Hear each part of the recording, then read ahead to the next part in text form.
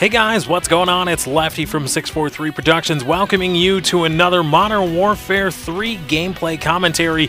Here I am on the map Arcaden playing some Kill Confirmed with the MP7 submachine gun. Oh my god, Lefty, what are you doing? Oh my god.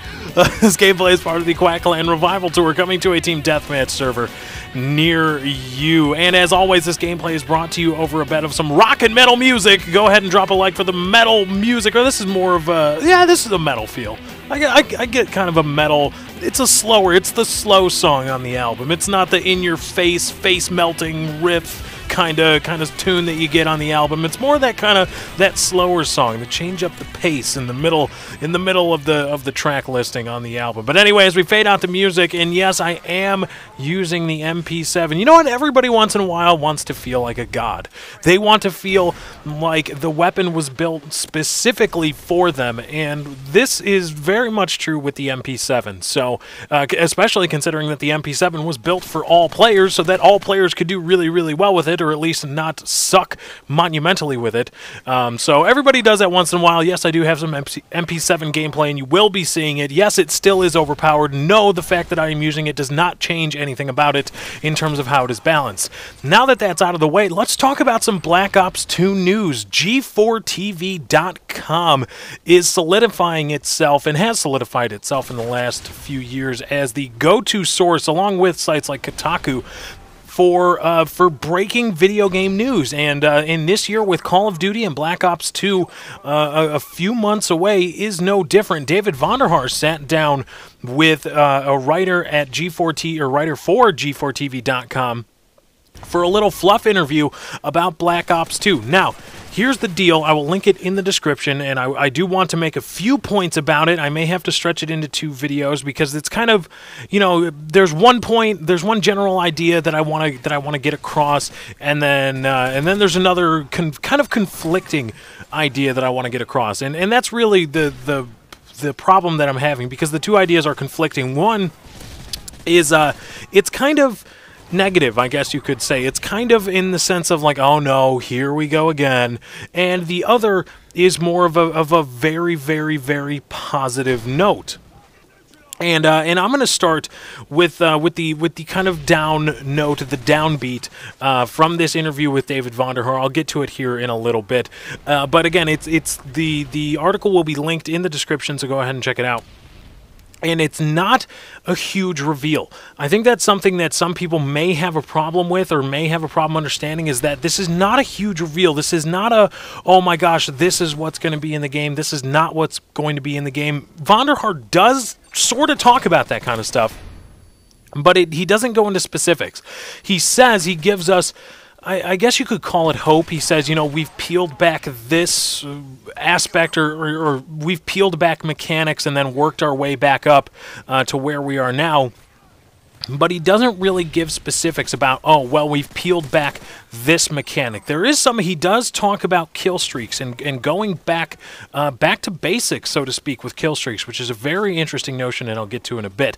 But I want to start off with the first 2 paragraphs of David Vonderhaar's interview with G4TV.com. Here it is. He says, quote, "So from Call of Duty Black Ops, we know that with 30 million fans and 12 million uniques, that there's no such thing as one-size-fits-all solution anymore. We cannot just make whatever it is that's up here.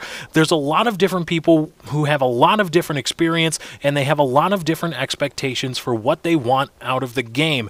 And we became really aware of that after we made Black Ops 1, just how different those people are and just how different their expectations are." He continues on and says, quote, "On one hand, you got guys who are pretty new, and they just want to play with their friends, and they just want to have a good time, and they don't want to get laughed at and kicked in the balls all the time, right? And then on the other hand, you've got these guys like the winners of COD XP who play professionally and win money and actually make a living out of this.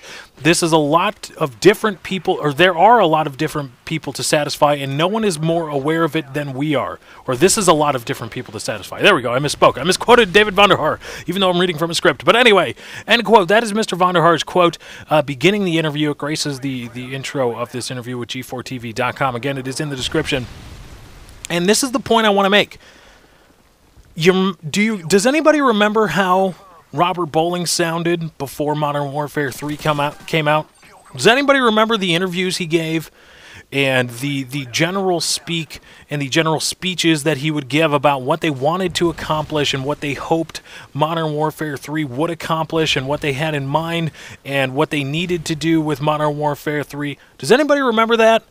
Because it sounded, if anybody does, then you will be in agreement, or you should be in agreement, that it sounds a whole hell of a lot like what David Vonderhaar said in these first 2 paragraphs to start off this interview. They sounded very, very similar. Both of them saying there are a lot of people that play this game that have a lot of different experiences, and we want to please all of them.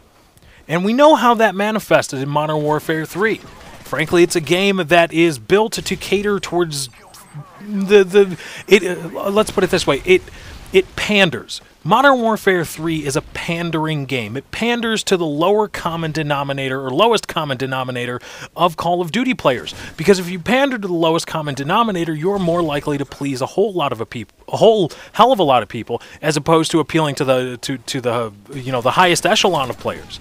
And that is basically what David Vonderhaar is saying here, that they are going to pander. He isn't saying, he isn't using those words specifically, but one thing you can get out of what David Vonderhaar here is saying is that they are going to pander, they are still going to continue to pander in some respects to the lowest common denominator of player. The lowest common denominator of player is going to be pandered to in Black Ops 2, which we've seen before. We've seen how that manifests in Modern Warfare 3. Now, will it hold true in Black Ops 2? Will Black Ops 2 be the same kind of pandering? I don't know.